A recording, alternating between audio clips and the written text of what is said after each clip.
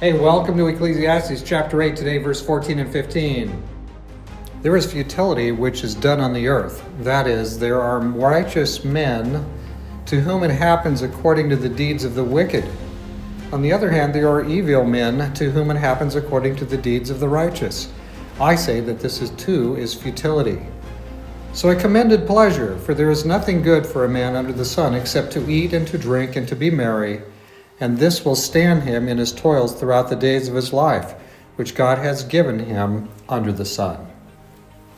All right, so it sounds kind of futile, right? It sounds like the same stuff happens to everybody. The righteous person and the evil person, they all get the same business under the sun, right?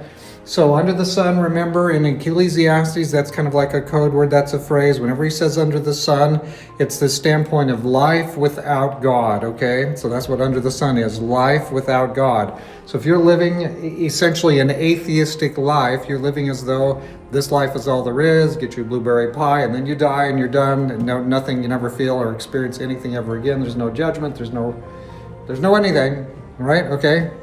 If that's your viewpoint, if you're just living and you're going to die and there's no higher moral line, there's nothing at all, art just is worth nothing, nothing is worth anything because you die and that's it. So that's life under the sun. So from that standpoint, right, in Ecclesiastes, he's giving you that standpoint off and on. He flips back and forth. So here we have in verse 14, it's all futile. If you're looking at everything under the sun, you have people, bad things happen to good people and good things happen to bad people, and try to make heads and tails of that. So in a world where, you have just no God and you have no moral judgment, you have nothing except just comes out and happens. That, from that standpoint, that's what you're looking at verse 14. Then we flip over to verse 15 and he keeps on talking. And what does he say? He says, you know what? Life under the sun, God gives man life under the sun. That's an interesting piece. God allows people to choose to live their life as though he's not existent. He allows people to choose to live their life as though they popped into existence because the universe just wanted them as they were, and there's no God, right? Okay. So God will, if a person chooses to live that way. Now Romans will tell us, Romans 1, other texts will show us, everybody knows there's a God. You can't deny it. What can be known about God is evident it's evident in us. It's evident in the world around us. God doesn't force us to believe, though.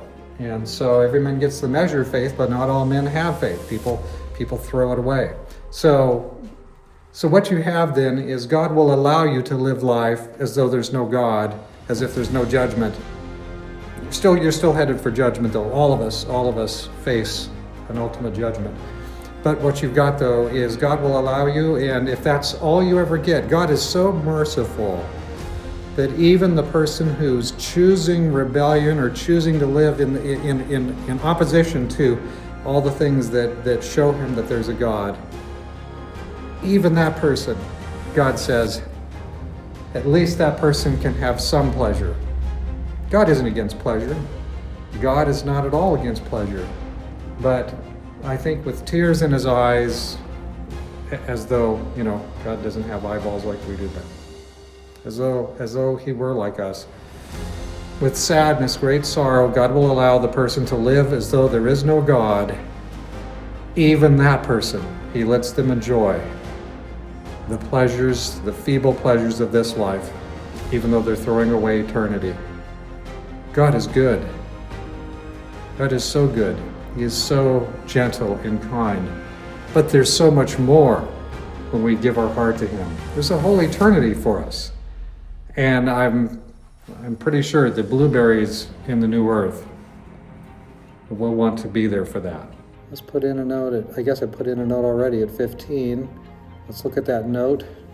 In God's mercy, he even gives pleasure to the people who choose to deny his existence and who oppose his goodness. When people oppose God's goodness, God even allows them to oppose his goodness. He allows them to even experience some of the brief pleasures of this life. And so that's good of God. That's kind and gentle and generous of him. And so we're thankful for that. Hey, thank you for sharing with me here at chapter 8. Tomorrow we'll go on to the next two verses, 16 and 17.